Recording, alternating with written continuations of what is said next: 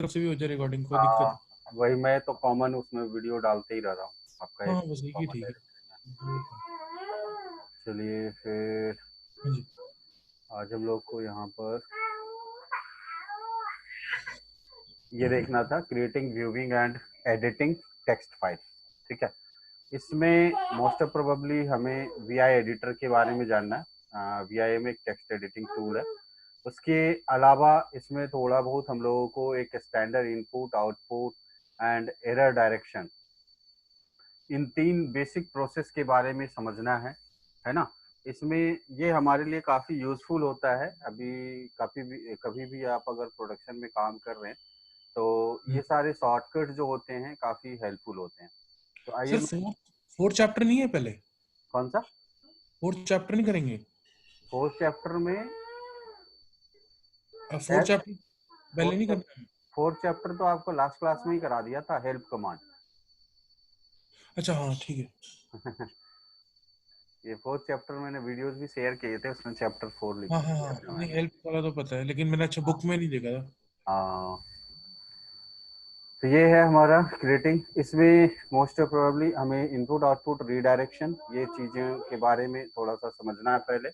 उसके बाद हम लोग एडिटिंग टूल के बारे में जानेंगे, क्योंकि आज के डेट में मतलब जो भी लिनक्स पे आप आगे चल करके कोई भी कॉन्फ़िगरेशन करेंगे या कोई भी फाइल के अंदर एडिटिंग करेंगे तो हम लोगों को एडिटिंग टूल का नॉलेज होना बहुत ज़रूरी है। ठीक है, ठीक है सर। तो सबसे पहले हम लोग यहाँ पर चलते हैं, इनपुट, आउटपुट, रीडायरेक्शन प्रोसेस के बारे में समझते हैं। तो यहाँ से हमने चैप्टर 5, और इसमें हम लोगों को सबसे पहले समझना है input, output, redirection. Input, output and error direction. इसमें जो सबसे पहले हम लोगों को समझना है इनपुट।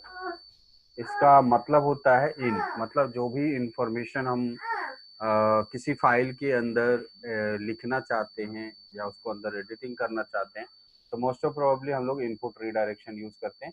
तो यहाँ पर इनपुट को सिंबॉलिक भाषा में इज ग्रेटर देन साइन से इंडिकेट किया जाता है। ठीक है, इज ग्रेटर देन साइन से इंडिकेट किया जाता है। और इसी को आपका अगर लैंग्वेज की भाषा में बात करोगे तो एस टी डी इन। ठीक है, ये दो मेन पॉइंट होते हैं, इज ग्रेटर देन साइन और एस टी डी इन। दूसरा आता है आउटपुट। अगर इस आउटपुट की इंडिकेट करेंगे तो इसको इज लेस देन साइन से इंडिकेट किया जाता है सिंबॉलिक भाषा में, और लैंग्वेज की भाषा में एस टी डी आउट।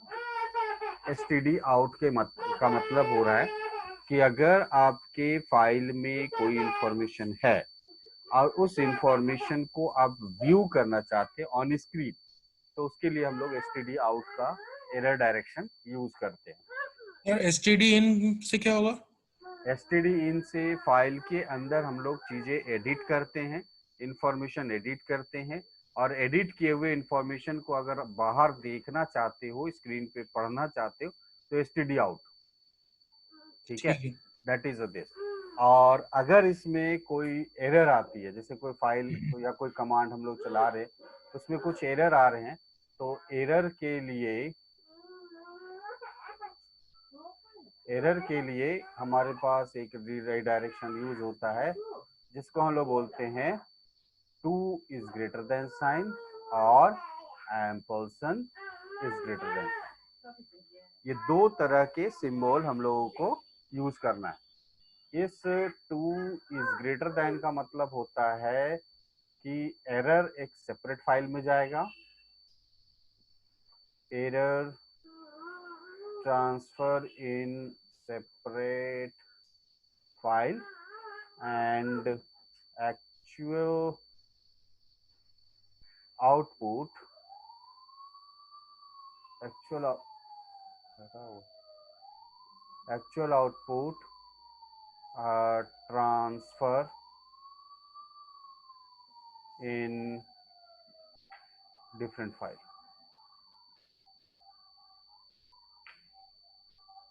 ठीक है, और two R S ampersand is greater than sign का मतलब होता है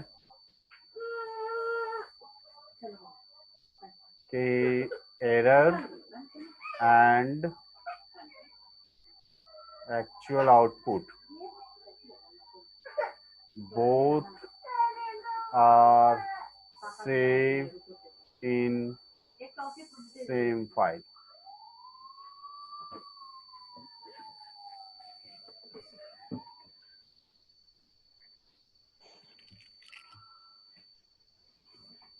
ठीक है, अब इसको जो है एक छोटा सा मैं आपको एक स्पेसिफिक डायग्राम से भी समझाने की कोशिश करता हूँ, आपको शायद पिक्चर अच्छे से क्लियर हो जाए। जैसे सपोज कीजिए ये हमारा कोई इंफॉर्मेशन है जो आप यहाँ पर कुछ टाइप कर रहे हैं या कोई कमांड चला रहे हैं, ठीक है।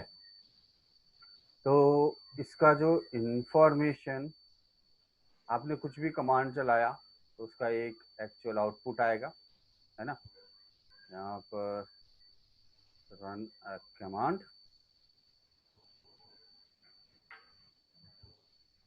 cmd, तो यहाँ पर कुछ ना कुछ इसकी आउटपुट आएगी, है ना।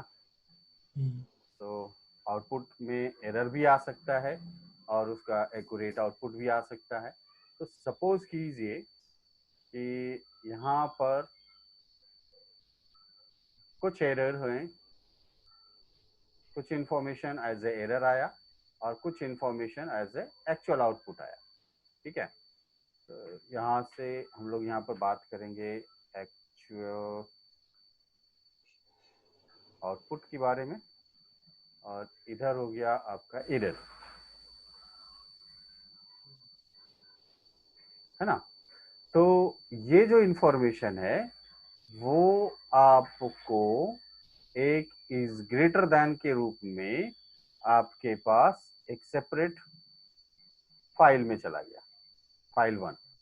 और ये अगर सिर्फ एरर को यहाँ पर उठाना चाहते हैं कि नहीं भाई एरर हमारा अलग फाइल में जाए, तो यहाँ पर हमने इसको यूज कर दिया two is greater than sign, और यहाँ पर कोई भी फाइल का नाम दे दिया एरर फाइल, है ना। तो ये दोनों की दोनों चीजें क्या हो गई, सेपरेट हो गई। इसको मैं एक प्रैक्टिकल भी करके दिखाता हूँ आपको, लेकिन उससे पहले हम लोग दूसरा कंडीशन समझते हैं, that is a difference from two is greater than sign और ampersand is greater than sign.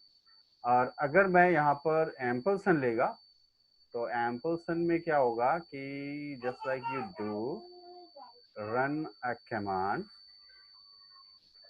यहाँ पर आपने एक कमांड रन किया, है ना। अब जैसे ही आपका कमांड रन कर रहा है आपके पास नो डाउट कि यहाँ पर कुछ इंफॉर्मेशन आएंगे, एक्चुअल इंफॉर्मेशन और एरर, ठीक है।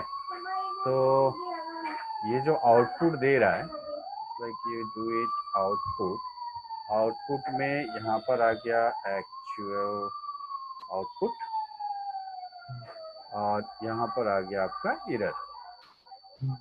अब इन दोनों में फर्क क्या होगा कि अगर आप यहाँ पर just like you do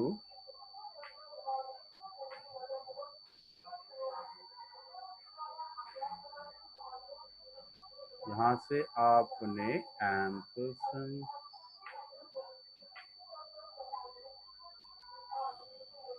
यहाँ पर आपने ampersand is greater than sign दे करके आपने कोई भी फाइल का नाम दिया, तो ये दोनों के दोनों इंफॉर्मेशन मतलब एक्चुअल आउटपुट भी और एरर, ये दोनों आपके इस सेपरेट फाइल में स्टोर हो गया। इसको अलग अलग नहीं जाएगा, एक ही फाइल में कंबाइंड इंफॉर्मेशन। तो इसीलिए इसको बोला जाता है टू इज ग्रेटर देन है मतलब सेपरेट इंफॉर्मेशन हो गया, और एम्परसेंड इज ग्रेटर देन है मतलब कंबाइंड इंफॉर्मेशन। कंबाइंड मतलब जो मेरा एक्चुअल आउटपुट है वो और एरर दोनों के दोनों एक ही फाइल में आपका स्टोर हो। क्लियर है मेरा वर्ड, है ना। आइए इसको एक बार प्रैक्टिकली आपको करके दिखाते हैं यहाँ पर। ये स्टैंड इन स्टैंड आउट का भी बता दीजिएगा इसका practical. Stand in stand out का प्रैक्टिकल दिखा देना जरा सा, इसमें क्या करना है। इनपुट आउटपुट का, हाँ जी। हाँ हाँ वो तो 1 बाय 1 एक एक करके सब दिखाएंगे। हम्म, अब जैसे देखिए ये हमारा मशीन हो गया, ठीक है। यहाँ पर हमने रेड हैट लिखा, यहाँ से आप ओपन टर्मिनल, अरे हाँ सुबह मैं भी लगाई थी। अच्छा बंद कर देना, अच्छे में जाती हूँ तो बंद कर देना। ठीक। वो मेरे वाला जलता नहीं है ना, अंदर से तो जलता है, फिर बाहर निकल जाते हैं ना तो जूता पहनने के टाइम में मैंने जलाया। मैं कल आए थे ना वो लेबर लोग, तो भी जला था, फिर बंद हो गया था। हाँ हाँ वो बंद हो गया था, सुबह मैंने जलाया था। सो यहाँ पर आप जैसे देखो, मैं कोई भी एक पर्टिकुलर फाइल है कैट etc पासवर्ड, ठीक है।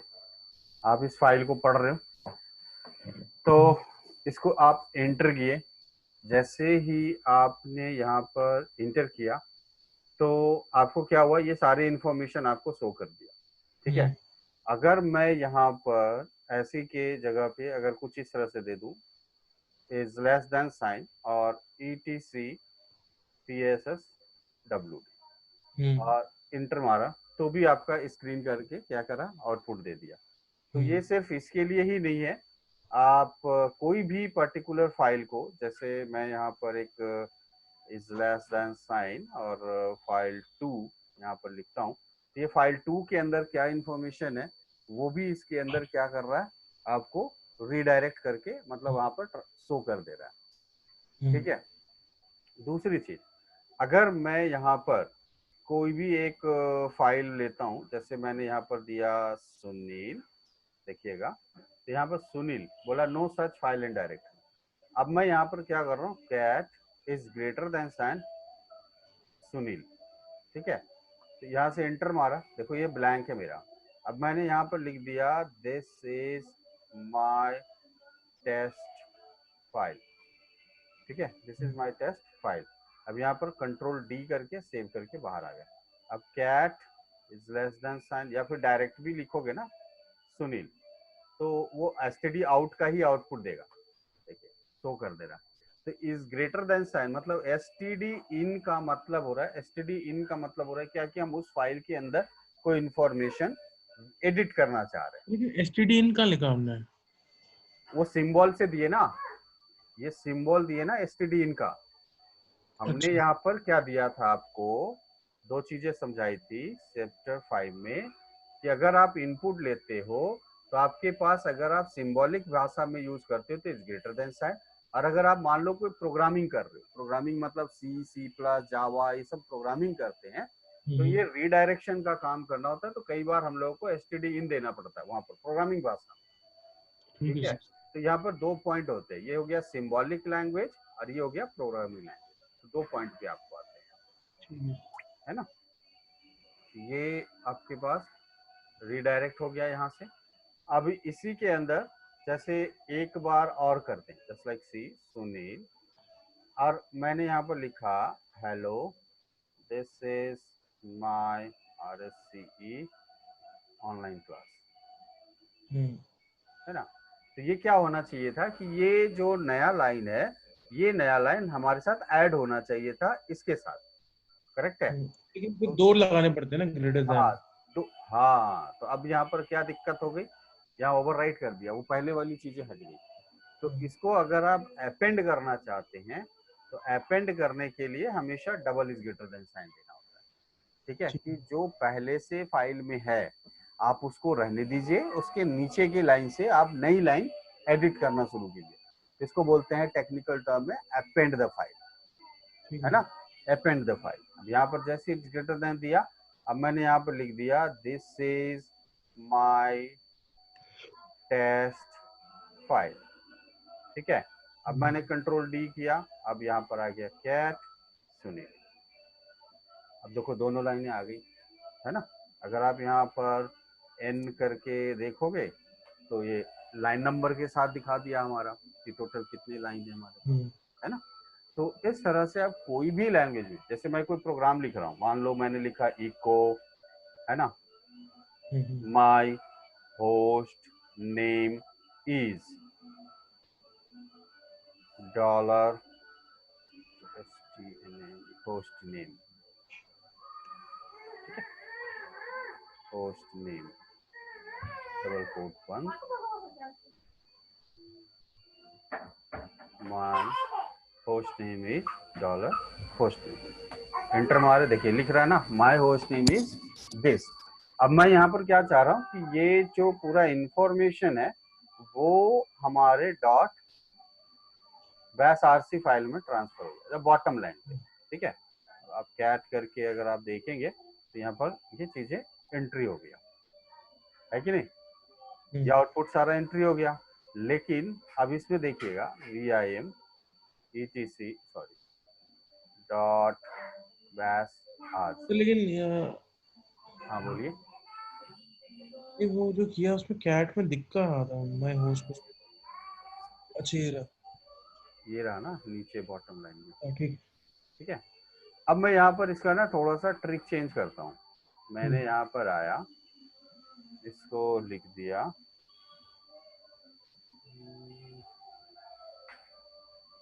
ECHO echo my host name is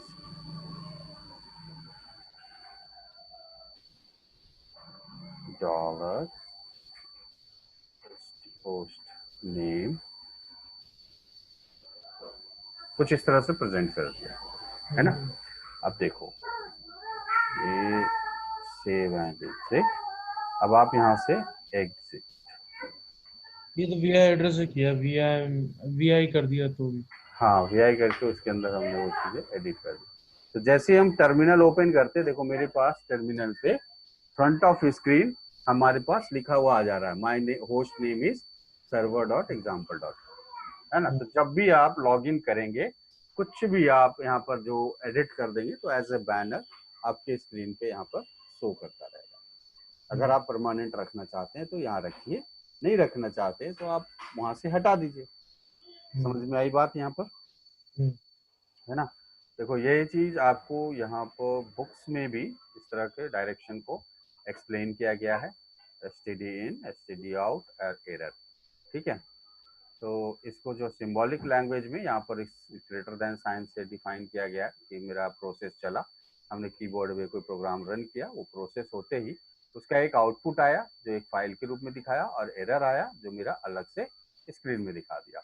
और अगर मेरा 2 इज ग्रेटर देन है तो हमारा जो std आउट है वो चला गया, उसी में अपेंड हो गया, मतलब वो चीजें जुड़ गई, और जो एरर है वो तो अपना अलग हो ही गया।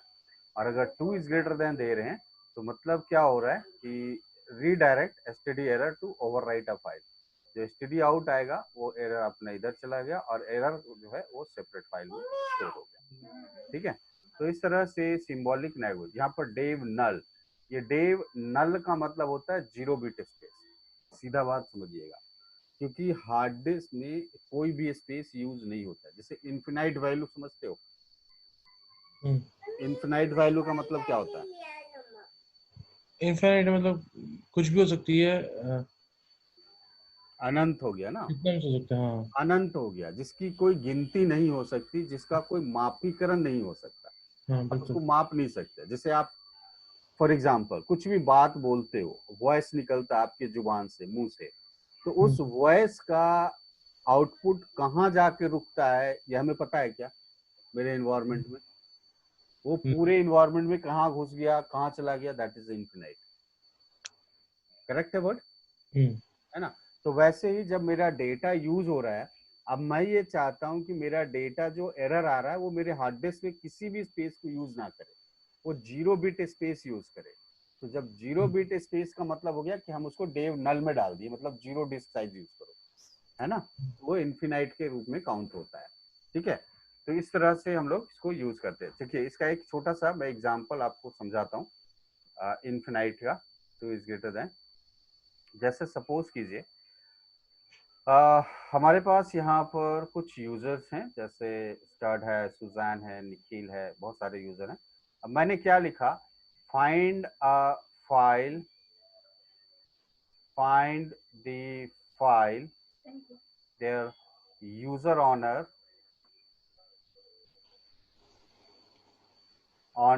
is सुनील या निखिल, है ना, जिसका यूजर ऑनर जो है निखिल होना चाहिए। तो मैंने यहाँ पर क्या लिखा, फाइंड, पूरे हार्ड डिस्क में सर्च करना है तो स्लैश, क्योंकि इसी के अंदर मेरा ऑपरेटिंग सिस्टम इंस्टॉल हुआ तो मैंने स्लैश दे दिया। फिर हाइफन, वैसे फाइल ढूंढना है जिसका यूजर ऑनर मेरा निखिल होना चाहिए, तो NIK है ना, तो जिसका यूजर ऑनर मेरा निखिल है। तो यहाँ पर सारे फाइल है, डायरेक्टरी, सब कुछ ढूंढेगा। सीधा इंटर मार दिया हमने। देखो यहाँ पर कुछ बग्स आ रहे हैं फाइंड में, no such file and directory, no such file and directory, this is a bug, ये एक तरह से एरर है हमारे लिए। बाकी ये जितने भी ऑनरशिप में आ रहे हैं ये सारे हमारे फाइल हैं, ये एक्चुअल आउटपुट हुआ, करेक्ट है वर्ड। तो ये सब बहुत सारे कुछ फाइल है, डायरेक्टरी है। अब इसमें ये डिफ्रेंशिएट कर पाना कि भाई इसमें फाइल कौन है, डायरेक्टरी कौन है, ये थोड़ा मुश्किल है। अब यहाँ पर ये चीजें तो मेरे लेकिन बग्स है, मैं ये इंफॉर्मेशन नहीं चाहता। आ रही है सुनील? हाँ ठीक है सर, है ना। तो मैं ये चाहता हूं कि यहाँ पर जो एरर आ रही है वो एरर को मुझे मत दिखाओ, मैं उसको करता हूँ डेव नल, मतलब उसको इन्फिनाइट कर दो। तो मैंने यहाँ पर डेव नल कर दिया, तो अब वो एरर नहीं दिखाएगा, विदाउट एरर, देखिए विदाउट एरर, एरर को वो इग्नोर कर दिया। सर मैं वो ना, ये पॉइंट है क्या, मैं समझ नहीं पा रहा हूँ, ये कर क्या रहे हैं हम, मतलब इनफाइनाइट का क्या है रूल, क्या है, थोड़ा समझ हमने नहीं। यहाँ पर हेडिंग में क्या लिखा, हमें एक ओनर ढूंढना है जो फाइल ढूंढनी है या फोल्डर ढूंढना है जिसका ओनर निखिल हो। और हाँ मुझे एक ऐसी फाइल ढूंढनी है जिसका ऑनर जो है वो निखिल है, तो उसके ठीक लिए है, हमने फाइंड कमांड चलाया। ठीक है, ठीक है, अब फाइंड में मैंने पूरे रूट में ढूंढ लिया, कोई डेडिकेटेड नहीं बताया कि ETC में हाँ, ढूंढो या USR में उसमें ढूंढो, नहीं, ये आउटपुट दिया। पूरे हार्ड डिस्क में ढूंढ लिया मैंने।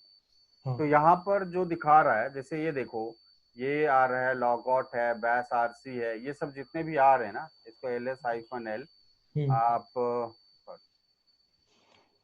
LS-L स्लैश शेयर, शेयर के अंदर फाइल, इसको अगर आप चेक करोगे तो देखो इसका ऑनर निखिल है कि नहीं है ना। तो हर यूजर यहाँ पर जितने भी फाइल या डायरेक्टरी हैं सबके ऑनर हमारा निखिल है। तो मैंने इसी चीज को यहाँ पर ढूंढा।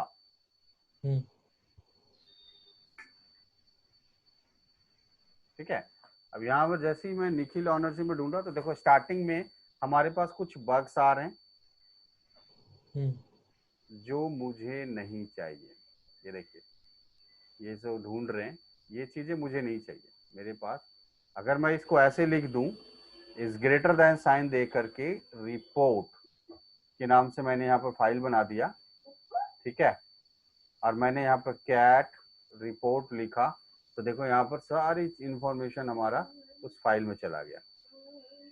ठीक है, अब मैं यहाँ पर क्या कर रहा हूं कि मैं चाह रहा हूं कि इसमें एरर जो है, जितने भी एरर आए वो आपके error underscore report, error report में ट्रांसफर हो जाए। तो हमने पहले चलाई find slash minus user space Nikhil greater than report, इससे क्या होगा, जितने भी निखिल वाले ओनर्स हैं या रिपोर्ट्स हैं वो रिपोर्ट में चले जाएंगे। जो भी फाइल और डायरेक्टरी है जिसका ऑनर निखिल है वो रिपोर्ट फाइल में चला गया, और जो ठीक है, एरर है वो चला जाएगा रिपोर्ट, एरर रिपोर्ट में, एरर रिपोर्ट में। ठीक है, अब देखो इसको पढ़ के देख लो, एरर अंडरस्कोर रिपोर्ट।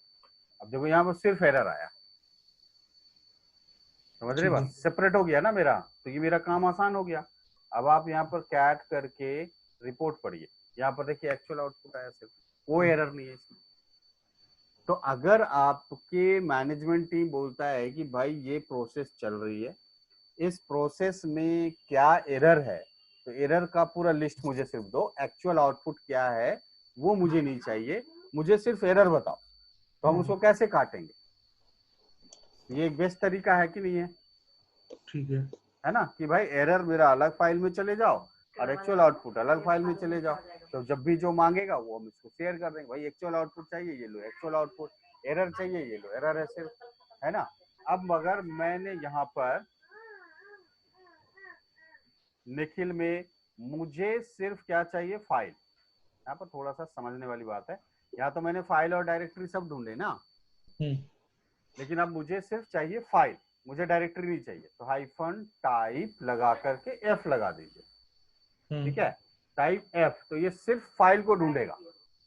देखो यहाँ पर जितना भी है वो सिर्फ फाइल है, और अगर यहाँ पर डी लगा दीजिएगा तो वो सिर्फ डायरेक्टरी ढूंढेगा।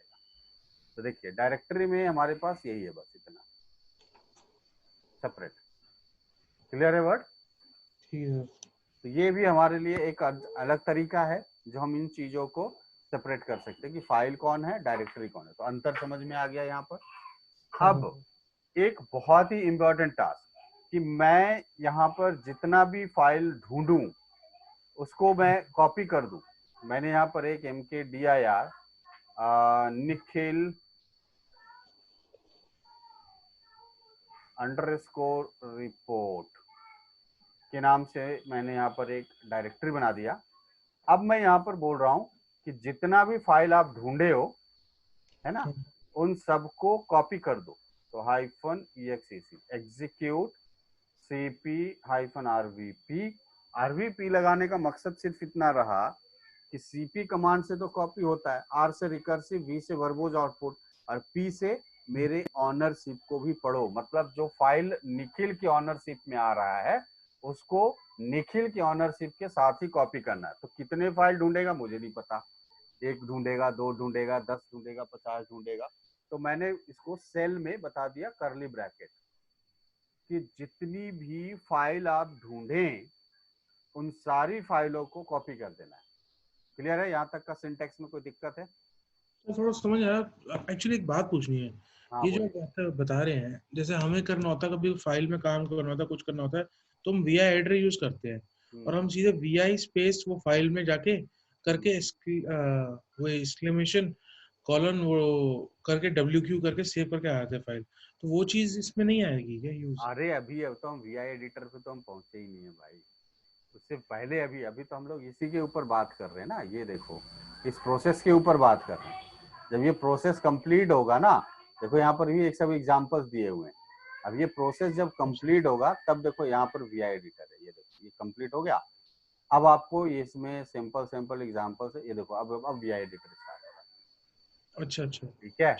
तो हम अगर ऐसे ही भगाने लग जाए, सिर्फ वी आई पढ़ा दे, तो आगे की चीजें तो छूट जाएगी आपकी, तो वो तो फिर समझ नहीं पाओगे, है ना। और ये एक बहुत इंपॉर्टेंट टास्क है, आप समझ ली ना, कि अगर मान लीजिए आपके को मैनेजमेंट बोल दिया कि भाई निखिल ऑनरशिप में कितना फाइल बना हुआ है हमारे हाथ मशीन पे, सिर्फ फाइल ढूंढ के बताओ, है ना, तो परेशानी में आ जाइएगा। कितना मैनुअली आप सर्च कीजिएगा, एक एक करके लिस्ट करके कितना देखिएगा, बहुत टफ जॉब हो जाएगा ना वो, है ना। तो उस केस में ये हमारे लिए काफी बेनिफिशियल हो रहा है, रिडायरेक्शन। तो फाइंड यूजर निखिल करके तो हम कर लेंगे सर। इसके आगे जो आप बता रहे हो माइनस टाइप है। हाँ, अब यहाँ पर सिर्फ यहाँ तक अगर हम नहीं देते हैं ये, तो ये क्या ढूंढता है, ये इतना तक का कमांड क्या ढूंढता है, बोलता है फाइल और डायरेक्टरी सब ढूंढ लेगा।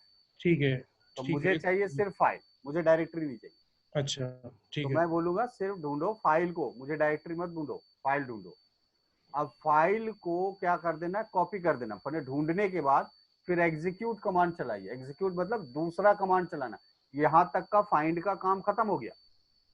तो सर अगर फाइल ढूंढनी है तो माइनस टाइप स्पेस F करेंगे? हाँ, सिर्फ फाइल ढूंढने के लिए। अच्छा, ठीक है। और अगर डायरेक्टरी ढूंढना है तो F की जगह पे क्या लगा देंगे, डी लगा देंगे। करेक्ट, चलो कुछ याद आ रहा है। तो अभी हम यहाँ पे, तो अब यहाँ तक का जो काम हुआ वो फाइंड का काम खत्म, फाइंड उतना तक करेगा। लेकिन उसके बाद मैंने आपसे बोला कि भाई ढूंढ करके आप मुझे उस पर्टिकुलर फाइल में उसको कॉपी करके फिर मुझे दे दो, ताकि मैं उसको वेरीफाई कर सकूं सॉल इज अ करेक्ट और नॉट, है ना। तो मैंने बोला यहाँ तक काम खत्म, अब एग्जीक्यूट करना है दूसरी कमांड, सीपी कमांड एग्जीक्यूट करना। तो सीपी का सिंटेक्स क्या होता है, सीपी फिर ऑप्शन फिर सोर्स फिर डेस्टिनेशन। तो ऑप्शन में मैंने बोला ऑनरशिप के साथ आना चाहिए, तो पी लगाना तो जरूरी है। आर भी लगाएं या ना लगाएं कोई मतलब नहीं है, अगर डायरेक्टरी रहेगा तो वी लगाएंगे, फाइल में लगाने की जरूरत नहीं है आरवी, है ना। तो डायरेक्टरी रहता तो लगाना पड़ता, लेकिन चूंकि हमको ऑनरशिप के साथ कॉपी करना है तो P option preserve the ownership ये मैंडेटरी है, तो ये चीजें आपको ऑप्शन में कंपलसरी होगा। उसके बाद ये माइनस टाइप एफ तो समझ में आ गया, अभी माइनस ई एक्स ई सी का क्या काम है?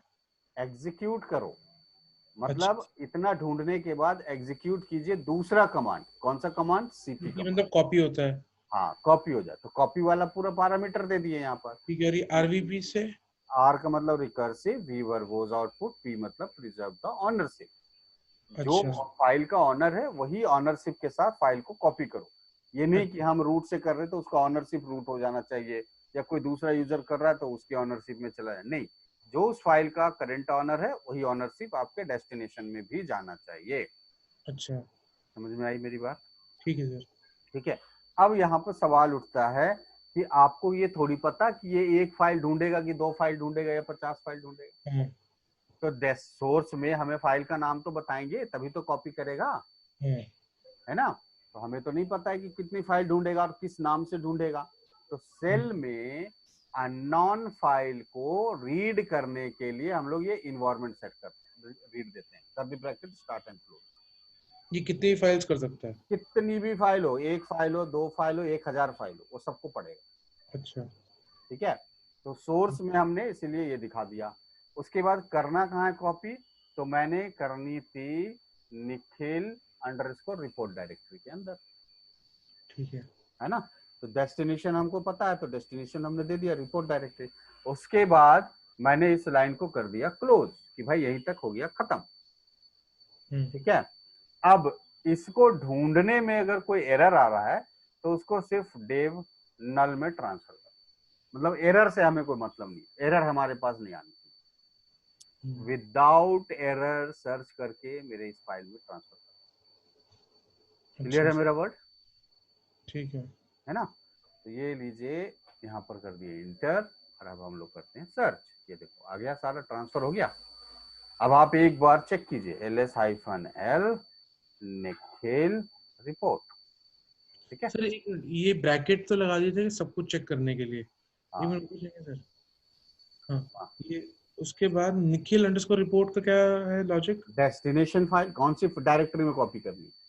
अच्छा, तो डेस्टिनेशन तो बताएंगे तभी तो सीपी कॉपी करेगा। और फिर सर ये पहले बैकस्लैश फिर फ्रंट स्लैश, ये क्या है? हाँ, यहाँ से फिर से समझो, सीपी हो गया, कॉपी करना है, ऑप्शन हमने डाल दिया। ये मेरा सोर्स एड्रेस हुआ कि जितनी भी फाइल ढूंढा है सबको कॉपी करना है। कहाँ कॉपी करना है? तो इस डायरेक्टरी में कॉपी करना है। अब कॉपी करने के बाद मेरा कमांड हो गया क्लोज। अब इसके साथ एक दूसरी कमांड रन होगी 2 इज ग्रेटर देन, तो इसलिए मैंने यहाँ पर कर्ली ब्रैकेट लगा दिया। अब इसके बाद मैंने बोला कि जितने एरर आए उसको नल में भेज दो। नल मतलब 0 डिस्क साइज। ठीक है सर। तो ये विदाउट एरर हमारे पास कॉपी कर देगा। ठीक है सर। है ना। अब जब मैंने ls-l किया तो यहाँ पर देखो हर एक फाइल का ऑनर निखिल है, और यहाँ पर सिर्फ फाइल है, सिर्फ फाइल। ठीक है। अगर मैं यहाँ पर एक दूसरी डायरेक्टरी बनाता हूँ, just like you see mkdir linux linux report. ठीक है। और अब मैं यहाँ पर थोड़ा सा सीक्वेंस चेंज कर देता हूँ, और मैंने यहाँ पर टाइप में लगा दिया d cprvp, और डेस्टिनेशन में हमने डाल दिया लिनक्स रिपोर्ट। ठीक है। और बाकी सब कुछ सही है, इंटर कर देते हैं। तो यहाँ पर सिर्फ डायरेक्टरी आया ls-l लिनक्स, यहाँ पर सब के सब डायरेक्टरी, ये देखिए सब टोटल डायरेक्टरी, सबके आगे dd लगा हुआ। अगर ls-l निखिल रिपोर्ट, तो यहाँ पर देखिए सबके आगे ब्लैंक है।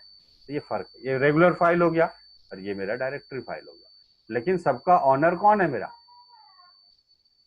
निखिल है, हर फाइल का, चाहे वो डायरेक्टरी। तो इस तरह से हमने क्या करा, सेपरेट कर दिया। अब आपको रिपोर्ट करने में आसान होगा ना भाई, कि लो ये लो फाइल है, ये सिर्फ फाइल है, ये डायरेक्टरी है। एज यू विश, मतलब कंडीशन क्या आता है उसके आधार पे हम ये चीजें फोकस करते हैं।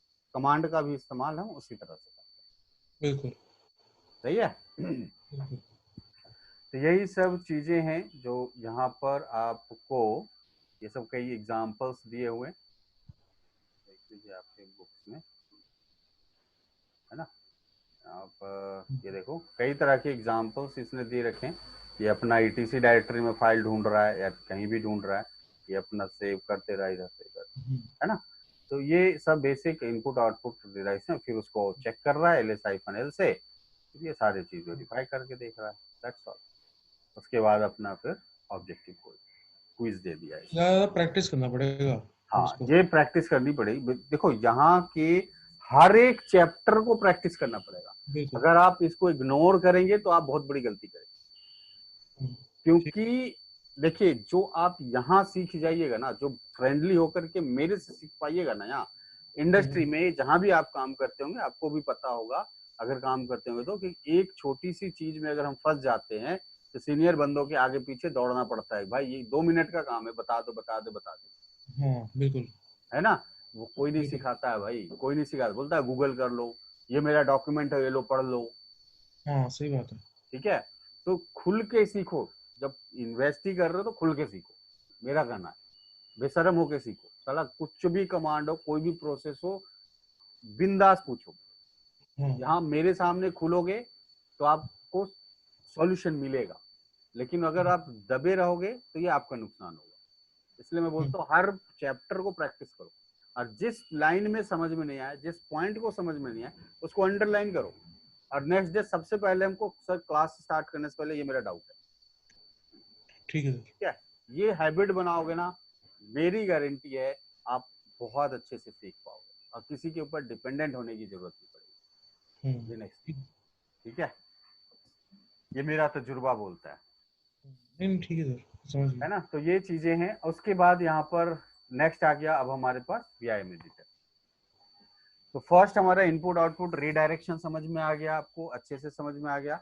इसको एक बार प्रैक्टिस कीजिएगा, फिर नहीं कोई डाउट हुआ, अगर कोई भी डाउट हुआ आप मेरे को नेक्स्ट क्लास में कल जरूर पूछ लीजिएगा, हम उसको सॉल्व करेंगे, फिर आगे बढ़ेंगे। अब आते हैं हम लोग VIM एडिटर के ऊपर। VIM एडिटर के ऊपर में क्या है देखिए, नेक्स्ट हम लोग यहाँ पर समझते हैं। अब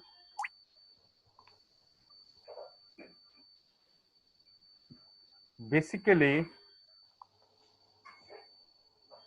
VI और VIM ये एक ही रूप है।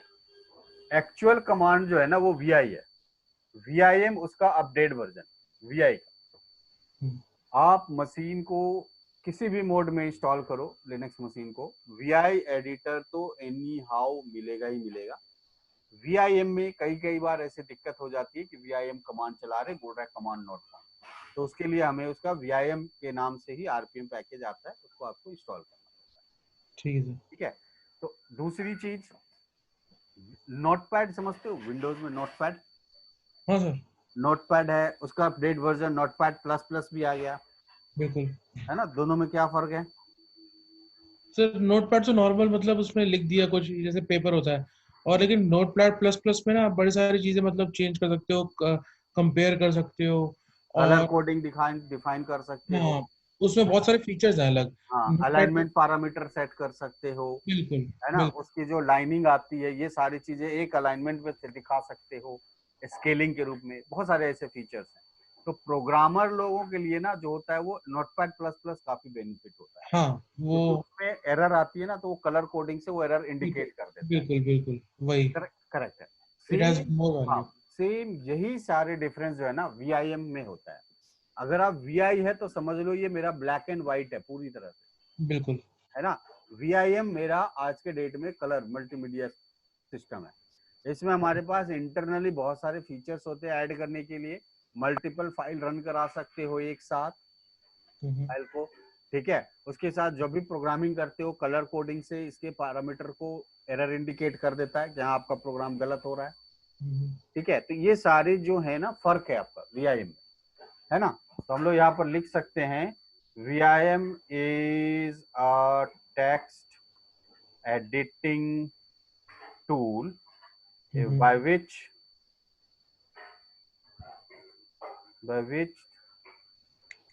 we create and modify the file. यहाँ से हम लोग फाइल को क्रिएट भी कर सकते हैं और मॉडिफाई भी कर सकते हैं, है ना।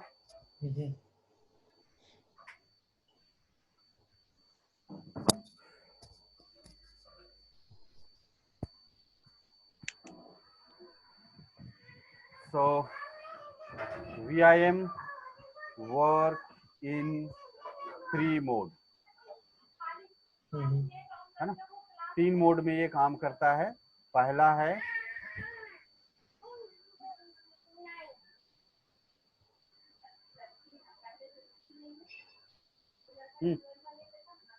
जेंस, ये लो, वो दे दो, बोला ये ले लो। जेंस बेटा हल्ला मत कराओ, ये ले लो चुपचाप ले लो। सो पहला है कमांड मोड,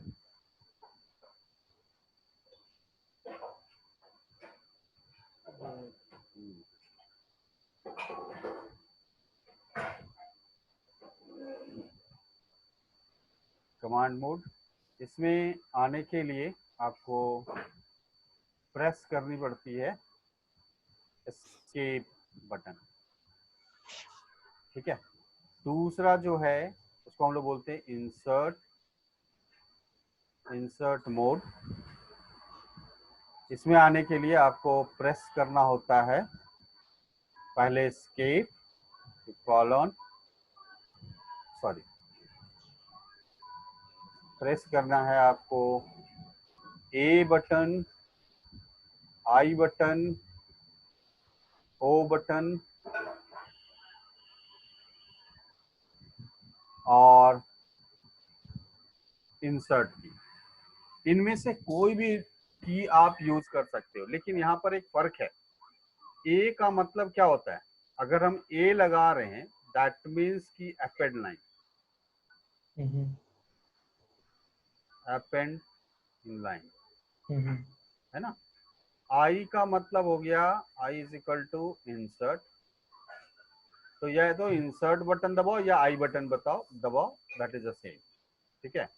अगर आप यहाँ पर ओ बटन ले रहे हैं मतलब आप क्या दे रहे हैं? इंसर्ट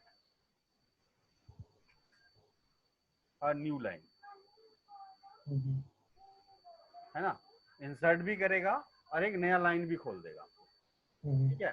तो आई और इंसर्ट दोनों का एक ही काम है। ए का मतलब एक लाइन अपेंड कर देगा और ओ का मतलब आपका एक लाइन नया लाइन खोल देगा, इंसर्ट भी कर देगा और नया लाइन भी खोल देगा। जैसे देखिए फॉर एग्जांपल, अगर मैं यहाँ पर देखो कर्सर यहाँ पर है, एन के पास है, मैंने यहाँ पर एस्केप बटन दबा दिया, देखो इंसर्ट हट गया वहां से, है ना। अब गौर से देखना, जो कर्सर ब्लिंक कर रहा है, अगर मैं यहाँ पर ए बटन दबा रहा हूँ, जैसे ही ये बटन दबाया कर्सर आई से हट के एन पे चला गया और नीचे इंसर्ट आ गया मेरा, ध्यान आया, है ना। अब इसी चीज को ओ का प्रेजेंट करो, देखो मैंने एस्केप बटन दबाया, इंसर्ट बाहर हो गया, और यहाँ पर जैसे ओ बटन दबाया ओ, तो देखो इंसर्ट भी हुआ और मेरा कर्सर एक नया लाइन भी खोल दिया। अब मैंने यहाँ पर बोला तीसरा मोड, तीसरा होता है एक्स मोड, ठीक है। एक्स मोड का मतलब होता है एग्जीक्यूशन मोड। तो इसके लिए आपको प्रेस करना पड़ता है एस्केप प्लस फॉलो। अब इसके बाद ही आप कोई भी कमांड यहाँ पर रन करा सकते हो, यही होता है ना प्रोसेस, है ना। तो बिना एग्जीक्यूशन मोड के आए आप कोई भी कमांड एग्जीक्यूट भी कर सकते हैं, रन नहीं करा सकते।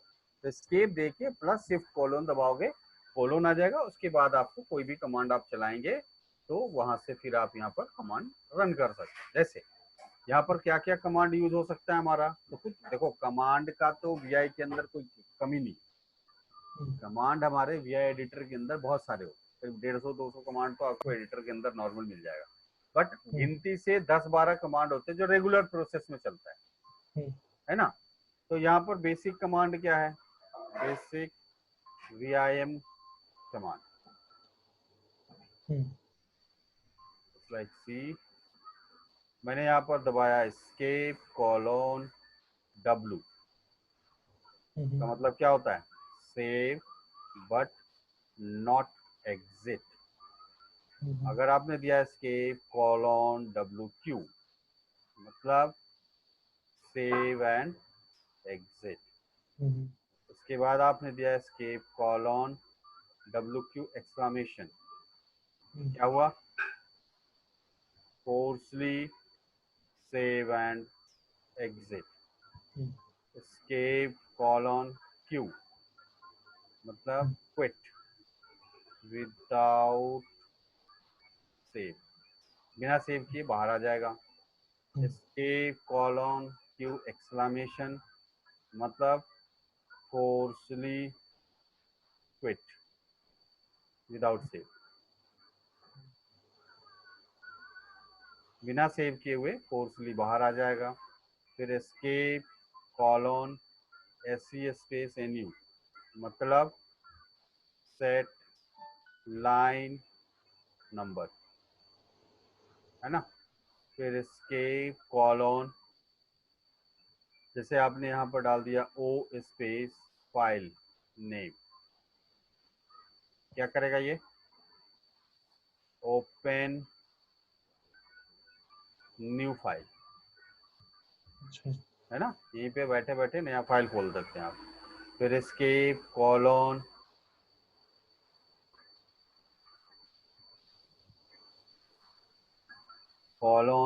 जैसे R दे के उसके बाद फिर फाइल नेम, इससे क्या होगा? Replace the content of file, जो भी फाइल का नाम है उसके अंदर जो भी कंटेंट्स होंगे वो मेरे करंट ओपन एडिटिंग फाइल के अंदर रिप्लेस कर देगा, ठीक है। फिर यहाँ से एस्केप स्लैश दे के आपने यहाँ पर कोई भी वर्ड लिख दिया, लाइक सी वर्ड, क्या करेगा ये? सर्च द गिवन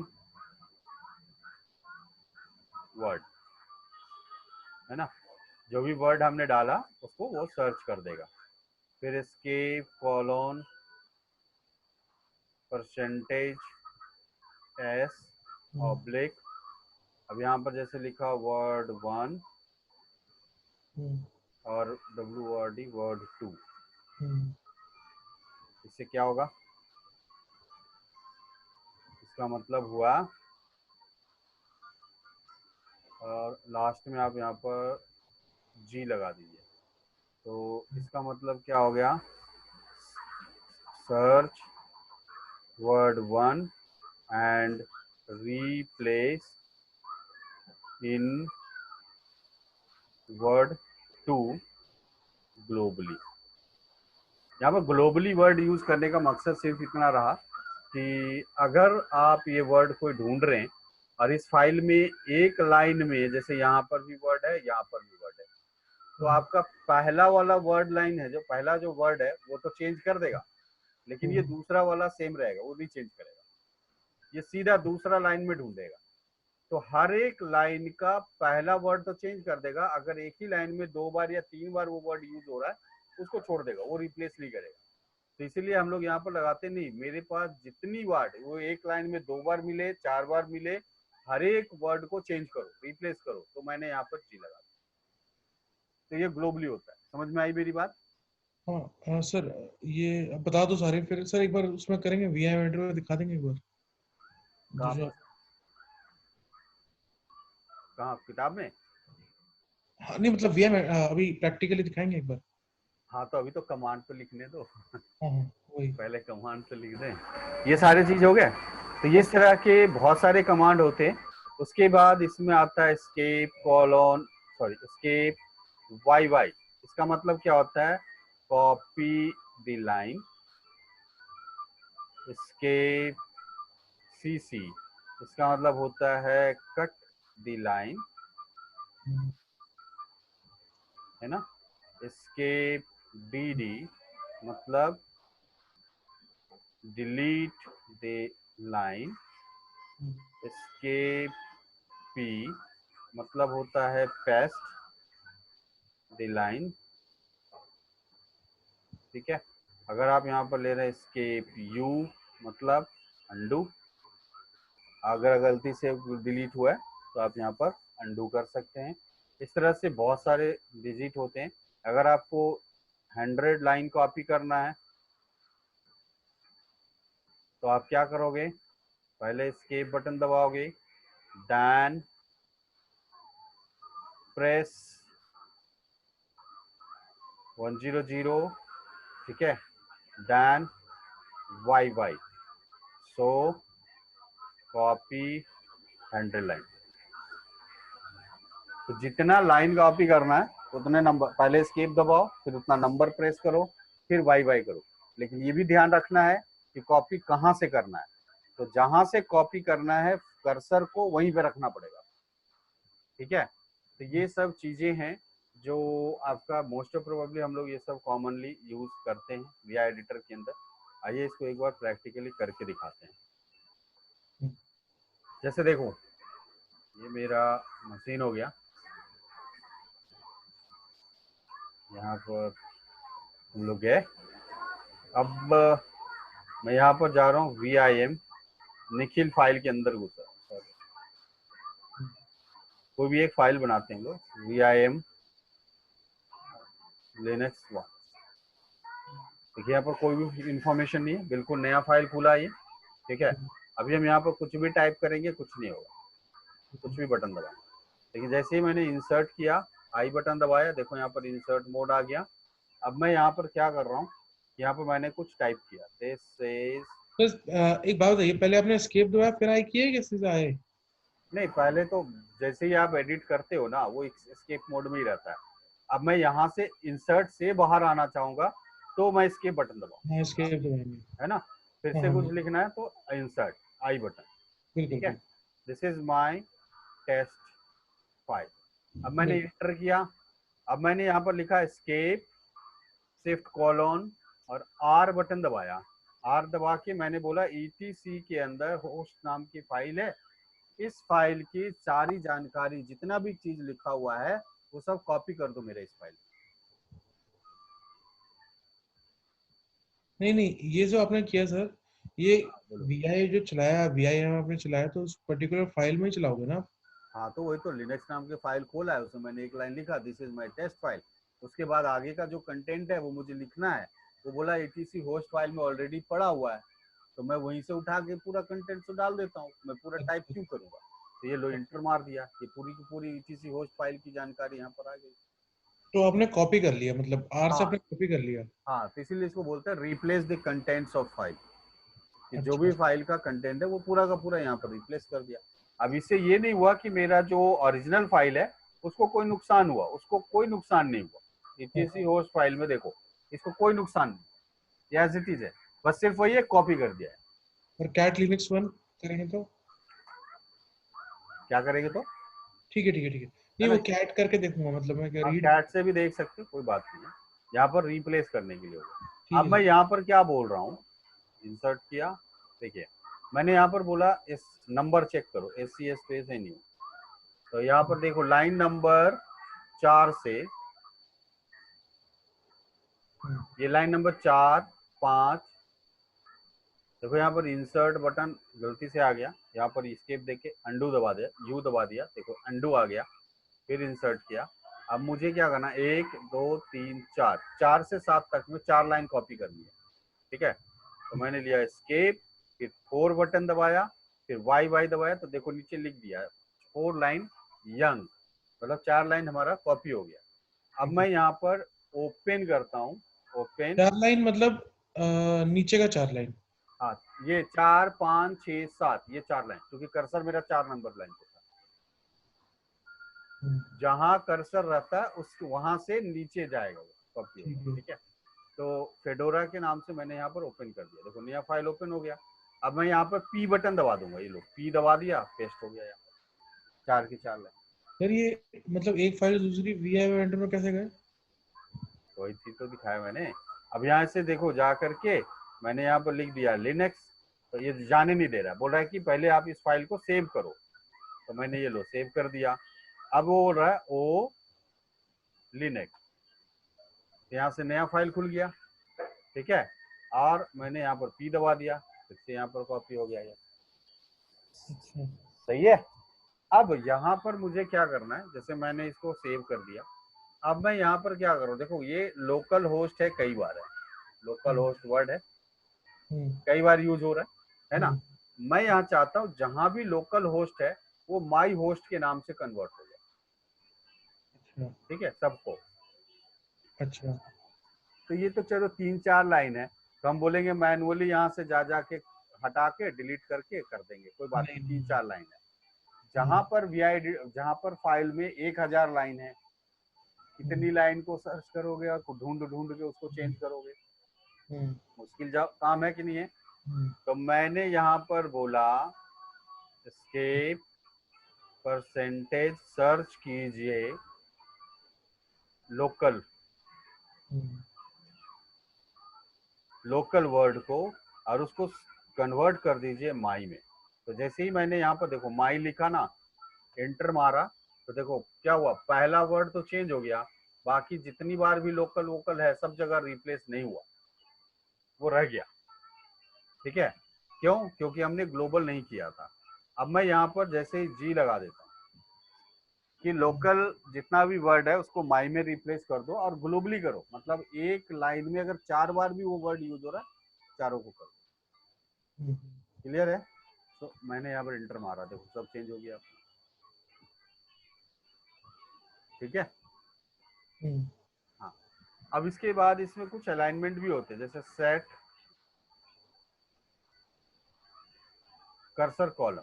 अब मैंने ये इंटर मारा, देखो लाइनिंग सेट हो गया। तो ये जो लाइनिंग सेट करना होता है ना कि स्पेस पैरामीटर, तो इसके लिए काफी बेनिफिशियल है ये, है कि नहीं। ये स्केलिंग सिस्टम आ गया मेरा, स्केल की तरह काम कर रहा है इस तरह, है कि नहीं। और अगर मैं इसको परमानेंट रखना चाहता हूँ तो vim.vimrc ये एक फाइल होती है, यहाँ पर जाओ, यहाँ इंसर्ट करो, यहाँ लिख दो सेट कर्सर कॉल। ठीक है, ये लो ये। हाँ बोलिए सर। मुझे वहां समझा देंगे जहाँ पे आप बता रहे थे ना कि 4 जगह पे लोकल होस्ट जैसे है और बहुत सारे रिप्लेस करने, वहां से थोड़ा समझाओ सर, वहां पे थोड़ा ना बाउंसर से निकल गया।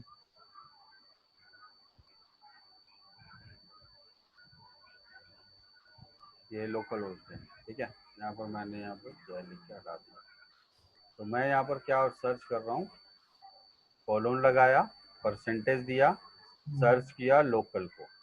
ठीक है, ठीक है, और इसको कन्वर्ट करना है मुझे माई में, तो मैंने इतना लिखा, तो देखो पहला डिजिट का चेंज हो गया, ठीक है ना, एक ही लाइन में, लेकिन दूसरा नहीं हुआ। तो मैंने इसको क्या किया, इसके जगह पे जी लगा दिया। जी लगाने का मतलब सबको चेंज कर दो। अच्छा ठीक है, एक लाइन में जितनी बार था सब चेंज हो गया। ठीक है, ठीक है, तो ये एक तरीका हो गया। उसके बाद दूसरा चीज मैं यहाँ समझा रहा था, .vimrc फाइल बनाओ और इसके अंदर जो भी पैरामीटर सेट करना है ना वो यहाँ लिख दो। जैसे मैंने डाल दिया कर्सर कॉलम, देखो बहुत बढ़िया से आप लिनक्स को खोलो, कोई कमांड लगाने की जरूरत नहीं है, डायरेक्ट अलाइनमेंट के साथ आएगा, ये स्केलिंग के साथ आएगा डायरेक्ट। ठीक है, कैसे किया सर स्केलिंग का काम? ये vimrc एक फाइल होती है, हिडन फाइल बनाना पड़ता है आपको, इसमें जाकर के ये कमांड लिख दो, सेट कर्सर कॉलम। अच्छा ठीक है, जब ये लिख दीजिएगा तो उसके बाद कोई भी फाइल खोलोगे ना, हर फाइल के साथ ये अलाइनमेंट आएगा। लेकिन ठीक है, हमारे प्रोजेक्ट में अलाउड नहीं होता है। हाँ, तो ये देखो लाइन में अपना बढ़ता रहेगा। अब जहाँ सेट करना, देखो इससे क्या होता है कि लाइनिंग आपको सेट करने में काफी बेनिफिट होता है ना।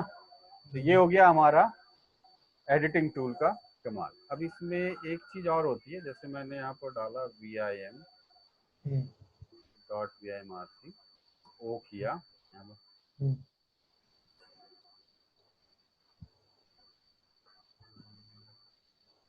Set number. ठीक है, अब यहाँ पर देखो, जैसे खोलोगे डायरेक्ट नंबर के साथ ही आ रहा है ना।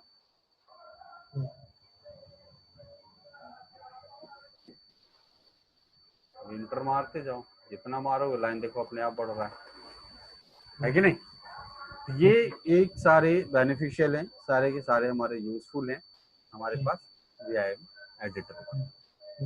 ठीक है, उसके बाद एस्केप किया, W किया। अब इसमें एक बहुत अच्छी टास्क क्या होती है, जैसे देखो यहाँ पर एक तो है हमारे पास VIM Linux और एक है Linux 1, ठीक है। अगर मैं इन दोनों को एक साथ खोलना चाहूंगा तो नहीं खुलेगा, एक ही फाइल खुल रहा है, ठीक है। लेकिन मुझे दोनों पे एक साथ काम करना है, मैंने क्या किया, वो ऑप्शन लगा दिया, VIM के साथ -O ऑप्शन लगा दो और ये दोनों फाइल एक साथ खुल गए, ये लो, ठीक है। ये दोनों फाइल खुल गए एक साथ। अब आप इसमें कुछ भी चेंज करो, जैसे मैंने बोला ये लाइन नंबर 4 है, इस पे कर्सर ले गया, मैंने एस्केप किया YY, तो ये लाइन कॉपी हो गया। अब मैंने क्या किया, एस्केप Ctrl+W बटन दबा के डाउन एरो ले लिया। अब देखो मेरा कर्सर जो है दूसरी वाली लाइन में आ गया। फिर एस्केप देखिए यहाँ पर P दबा दिया, देखो पेस्ट हो गया ना, ठीक है। तो यहाँ पर जो काम हो रहा है वो कैसे हो रहा है, मैंने यहाँ पर दबाया एस्केप बटन प्लस, ये बीच में जो है ये ऐसे स्पेस ऐसे कैसे हो जाएगा? क्या, अच्छा लाइन, स्पेस वो इंटर मारने से हो गया, अच्छा तो इंटर मारोगे तो स्पेस आ जाएगा। एस्केप प्लस Ctrl+W ये बटन दबा दिए, फिर आप डाउन एरो, डाउन एरो देंगे तो नीचे फाइल में चले जाएंगे, है ना। Cursor move in bottom file, अच्छा, ठीक है। और इसी को अगर आप यहाँ पर Ctrl+W डाउन एरो की जगह पर यहाँ पर अप एरो लिख दोगे, प्रेस कर दीजिएगा अप एरो, तो cursor move in top of file, top file ऊपर वाले फाइल में चला जाएगा। जैसे मैं यहाँ पर ये देखो दोनों लाइन है ना, एस्केप टू YY, दो लाइन कॉपी कर दिया, फिर एस्केप बटन दबाया, Ctrl+W बटन दबाया, फिर इसको अप एरो दबा दिया, तो देखो मेरा कर्सर ऊपर चला गया, है ना। अब मैंने यहाँ पर आकर के एंटर दबाया, एस्केप देके यहाँ पर P दबा दिया, वो दोनों इन्फॉर्मेशन यहाँ पर आ गया। तो एक साथ हम लोग यहाँ पर दो फाइल में भी काम कर सकते हैं। ये VI एडिटर का सबसे बड़ा इम्पोर्टेंट रोल है। कंपैरिजन कर करके हम लोग आराम से कर सकते हैं, तो प्रोग्रामरों के लिए ये काफी अच्छा बेनिफिशियल टूल है कि नहीं? ठीक है, ये बात समझ में आ गई अच्छे से? गुड। उसके बाद इसमें ना कुछ पॉइंट होते हैं, लाइक सी मैंने यहाँ पर ls-l is greater than sign linux linux-list ये नाम से एक फाइल बना दिया। अब मैं यहाँ पर VIM linux-list के नाम से फाइल में गया, तो देखो यहाँ पर सारे अलाइनमेंट वगैरह आ रहे हैं, ठीक है। अब आपको करना क्या है कि यहाँ से जो है ना ये वाली लाइन, ये पूरी लाइन हटानी है, ठीक है। तो मुझे क्या करना पड़ेगा, एक एक करके डिलीट करने में तो काफी लंबा टाइम लगेगा। यहाँ पर हम CC या YY कर नहीं सकते क्योंकि वो जाएगा तो पूरी लाइन जाएगा, बट मुझे ये रॉ हटाना। तो मैंने यहाँ पर क्या किया, एस्केप दबा के Ctrl+V विजुअल मोड में ले आया, और उसके बाद आप यहाँ से ये चीजें सिलेक्ट करो, जहां से चीजें हटानी है वहां से वो चीज सेलेक्ट करिए, और यहाँ से Ctrl+X बटन दबा दीजिए। Ctrl+X बटन दबाते ही वो चीजें हट गई, ठीक है। अगर मैंने यहाँ पर टॉप में ले गया, लाइक सी यहाँ पर टॉप में हूँ मैं, यहाँ पर Ctrl+V विजुअल ब्लॉक में आ गया, उसके बाद ये सारी चीजें सिलेक्ट करी मैंने, है ना, और फिर Ctrl+X बटन दबा दिया, ये पूरी लाइन खत्म, रो में से गायब हो जाएगा। हाँ वो पूरी लाइन हट जाएगी, है ना। अब अगर मैं यहाँ से कर्सर रखा हूँ और मैंने यहाँ पर सिर्फ V बटन दबा दिया, मतलब विजुअल मोड सिर्फ V दबाना है, तो यहाँ पर ये आ गया, फिर ये सिर्फ ये दो लाइन हटानी बस, तो जितना सेलेक्ट किए वो हटाना है, Ctrl+X, ये लो हट गया, ठीक है। तो ये सारी चीजें हैं जो यहाँ पर आती है। फिर ये मान लो एस्केप देके अंडू दबा दिए, है ना, तो ये सब आ गया आपका। समझ में आ रही है बात? लेकिन सर 1 2 3 4 कैसे आ रहा है? ये तो VM एडिटर में नहीं है, हमें तो बाहर है, हम काम कर रहे हैं। क्या बात करते हो यार, VIM एडिटर के अंदर है भाई, ये देखो।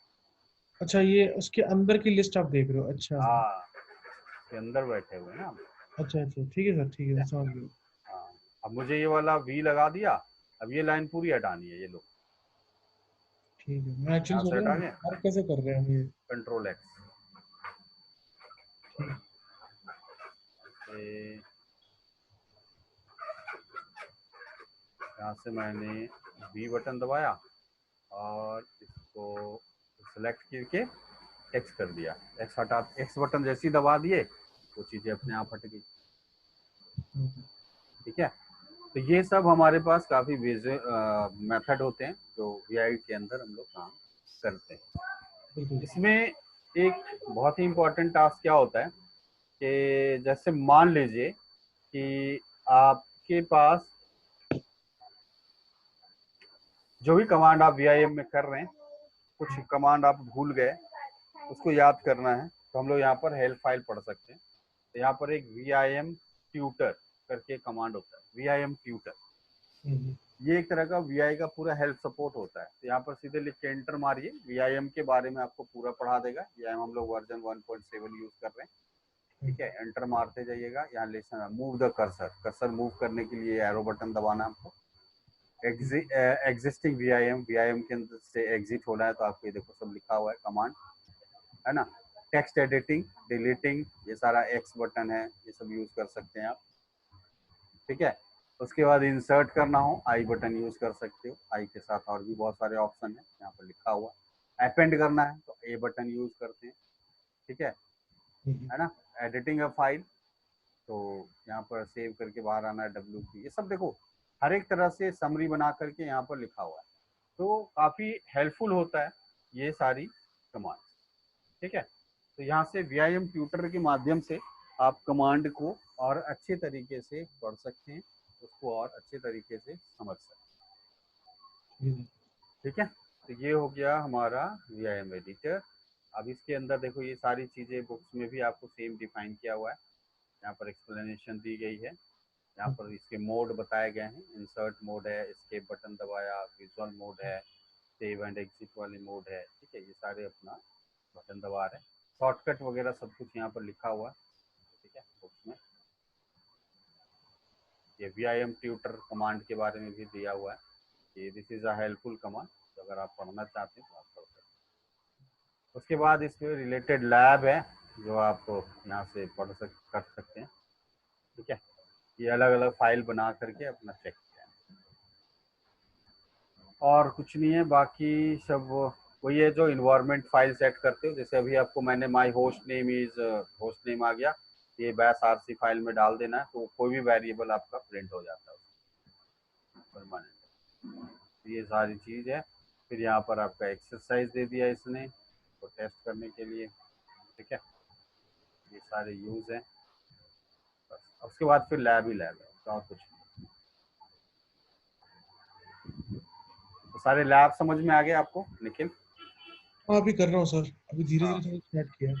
हाँ, मतलब पॉइंट समझ में आ जाना चाहिए। ये सब विजुअल मोड है, विजुअल ब्लॉक मोड, ये सब जो मैंने अभी आपको बताया, हाँ, ये बिल्कुल। सारी चीजें हैं, है ना। तो ये सब लैब में काफी सारे पॉइंट दिए हुए हैं। ठीक है, ऐड करके थोड़ा, दैट्स ऑल। ये चैप्टर आपका हो गया क्लोज। उसके बाद आपका आ गया next, managing local user and group. अरे बाथरूम में बैठा है क्या? उसको बुला रहा है यार।